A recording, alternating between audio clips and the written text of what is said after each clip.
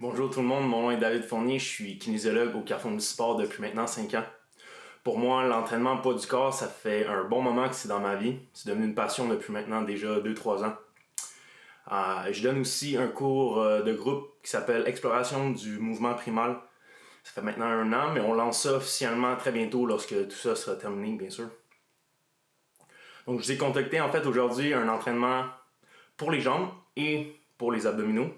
La première partie du programme, en fait, sera un échauffement spécifique qui va vous permettre de vous préparer aux exercices de renforcement qui vont suivre. Il va y avoir des exercices de régression et de progression pour la plupart des exercices. Donc, en espérant que vous allez apprécier, enjoy!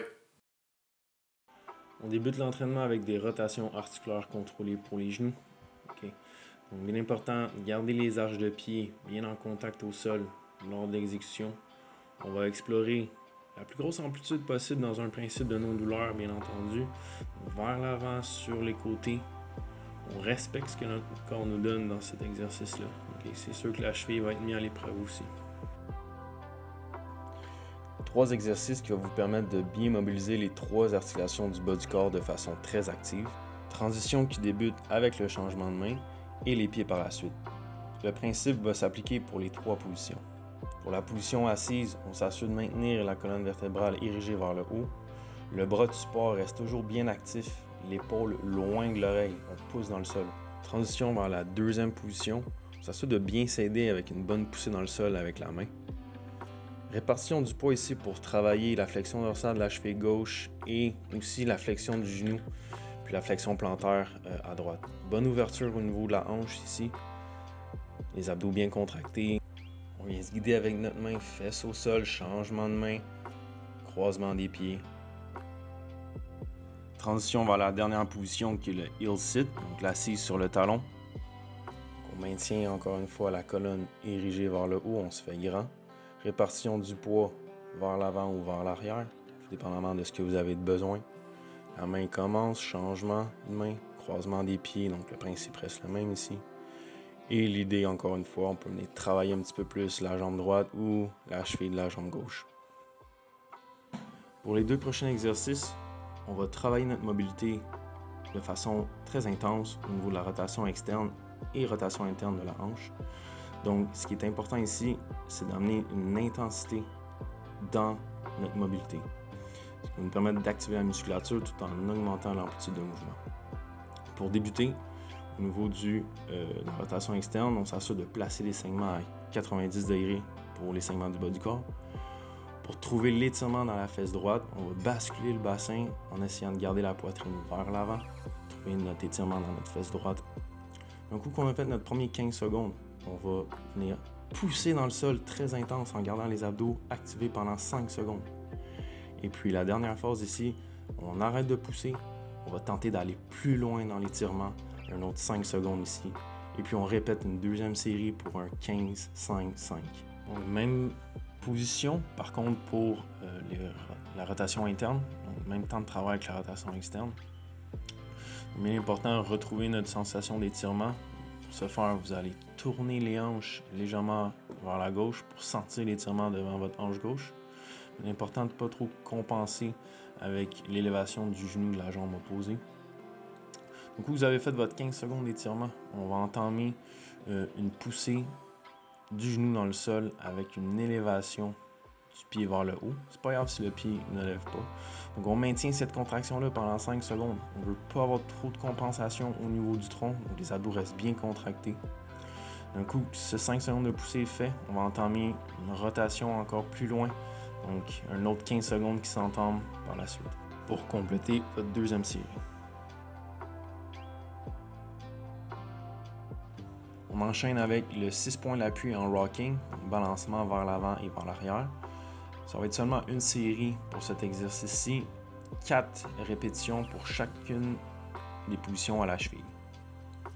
On débute l'exercice avec les mains en dessous des épaules. Même chose pour les genoux au-dessus des hanches. On s'assure de maintenir une position neutre au niveau de la colonne vertébrale. On ne veut pas s'affaisser dans nos épaules. Donc, bonne poussée dans le sol, bonne protraction au niveau des omoplates. Et on va entamer la poussée des hanches vers les talons en essayant de garder la position neutre au niveau des hanches et au niveau de la colonne vertébrale.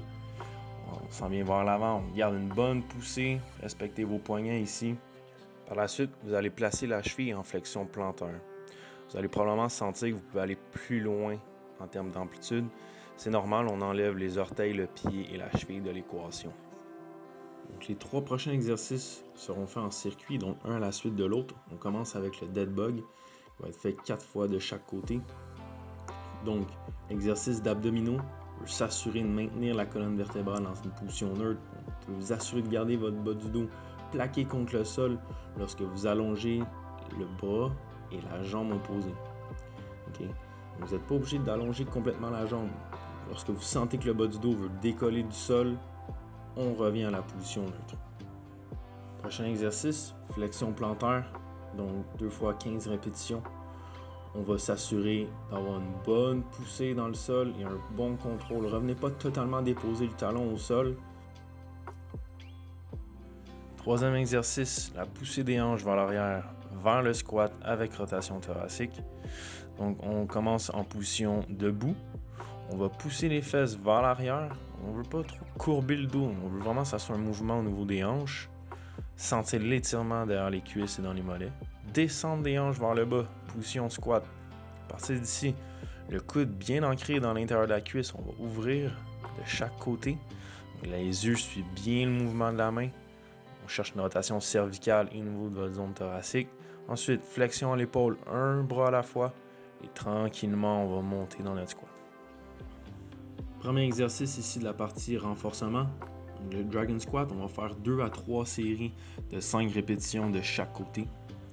Donc, tout dépend de votre niveau d'entraînement. Un exercice qui va vous défier énormément au niveau de votre cheville, mobilité à la cheville et au niveau de votre genou. Ce qu'on recherche ici, c'est de la qualité, donc, et non trop de la quantité. Comme vous pouvez voir, la jambe dans les airs, ça en vient de l'autre côté de la jambe de support. Okay. Tranquillement, on contrôle, on essaie d'aller le plus bas possible en restant très actif musculairement parlant. Ensuite, l'exercice de régression sera de venir placer votre main d'appui contre un mur ou un dossier de chaise, donc la main opposée de la jambe qui travaille. De cette façon-là, on enlève le volet équilibre de l'équation. Ça rend ça un petit peu plus facile. Je vous laisse avec le Dragon Squat complet, donc jambe dans les airs qui vient s'allonger complètement de l'autre côté. Encore un peu de travail à faire maintenant. Donc les 2 prochains exercices vont être faits en super série. Donc le premier est le leg curl sur serviette ou avec des bas. On va travailler les ischio-jambiers principalement sur cet exercice-là. Donc abdominaux bien contractés, les fessiers aussi contractés, les orteils tirés vers le haut pour éviter de travailler trop avec les mollets. Donc lorsque les jambes s'allongent, les hanches descendent et lorsqu'on réfléchit les genoux, les hanches vont monter en simultané. On évite de surcompenser au niveau du dos ici. Deuxième variante, les hanches vont seulement monter en deuxième étape. Okay? Donc vous le faites vraiment en 2 séquences ici. La troisième version, les hanches vont juste toujours rester en bas. Donc dernière version ici, on va allonger une jambe à la fois en gardant les hanches bien hautes. Et à chaque répétition, vous allez alterner de côté. Prochain exercice, le CC Squat. Les muscles qui sont principalement sollicités sont les quadriceps. C'est aussi un exercice qui va vous enlever le mythe de ne pas venir faire vos squats avec les genoux qui dépassent les orteils. On débute avec les talons levés, les fessiers bien engagés et les abdominaux aussi. Descendre vers le bas et vers l'avant en maintenant une ligne le plus possible avec vos genoux, vos hanches et votre tronc. Bien s'assurer de garder la tension musculaire devant la cuisse et non devant le genou. Et puis l'exercice de régression serait de venir enlever l'équilibre de l'équation et donc de mettre la main le long d'un mur ou sur une chaise. Alternative pour le CC Squat, donc squat avec tempo lent. On va descendre en 4 secondes, on reste 2 secondes en bas et on remonte en 3 secondes. On synchronise bien le mouvement des hanches avec celui des genoux et des chevilles. Donc c'est vraiment les 3 articulations qui sont sollicitées ici. On garde les genoux vers l'extérieur. On s'assure de maintenir l'arche de pied très actif, donc pied bien ancré au sol. avec un tempo aussi lent, profitez-en pour aller explorer vraiment votre pleine amplitude. Si jamais vous avez des restrictions au niveau de la cheville, vous pouvez toujours surélever vos talons. On essaie de maintenir le tronc parallèle au tibia.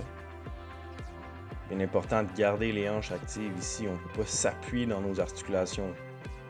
Ma tête est dans le prolongement de ma colonne. Mon regard est vers l'avant et légèrement vers le bas. Une troisième partie de notre section renforcement commence avec un RDL sur une jambe vers la fente avant. Le RDL va venir travailler l'arrière de la cuisse, donc les ischio-jambiers et les fessiers. Et puis, pour la fente avant, on va être plus dans les quadriceps. Donc, RDL, le mouvement se passe à la hanche. On pousse les fesses vers l'arrière. Vous sentez l'étirement dans les ischio-jambiers à gauche et la fesse à gauche. Les abdos sont bien contractés pour maintenir une position neutre au niveau de la colonne vertébrale. Le genou est légèrement fléchi pour éviter une hyperextension au niveau du genou. On ramène avec la hanche pour bien serrer la fesse gauche en arrière. Donc, pour la fente avant, on veut éviter une compensation lombaire. Surtout lors de la phase de retour où vous voulez garder cette position au niveau du tronc. Donc pour ce faire, vous allez maintenir une bonne contraction abdominale, donc sternum et pubis bien connectés ensemble. Le genou vers l'extérieur. Le pied est bien ancré au sol, talon au sol, bonne poussée, et on remonte en contrôle. Le pied pourrait revenir au sol si nécessaire. Et encore une fois, l'exercice pourrait être fait avec la main au mur aussi, comme dans plusieurs variantes qu'on a vues jusqu'à maintenant.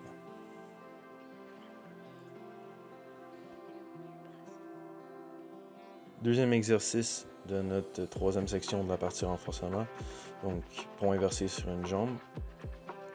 On s'assure de venir prendre la jambe opposée, on l'amène en flexion au maximum. Fessiers bien contractés, abdos bien engagés aussi. On veut éviter un travail nouveau lombaire. La variante ici serait de venir faire le même exercice, mais avec les deux pieds au sol.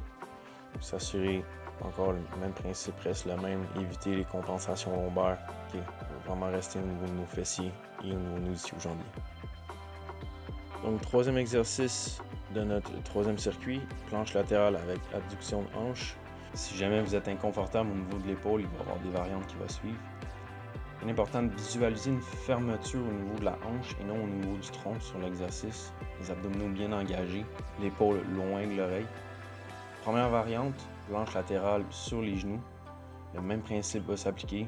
C'est sûr que la position de la planche va être beaucoup plus facile à maintenir de cette façon-ci. Deuxième variante, on va être déposé directement sur notre épaule et notre bras. Même mouvement, ça s'assure de maintenir un espace entre le bassin et le sol et vous pourrez avoir un appui pour votre tête si c'est inconfortable au niveau du cou. Bon, j'espère que ça vous a plu. Un mot qui revenait très souvent, en fait, dans mes explications, et c'est le mot abdominaux, contraction abdominale, etc. C'est pas pour rien. Ces muscles-là sont vos piliers, c'est votre fondation. Beaucoup de mouvements, soit au niveau du haut du corps ou du bas du corps, qui sont...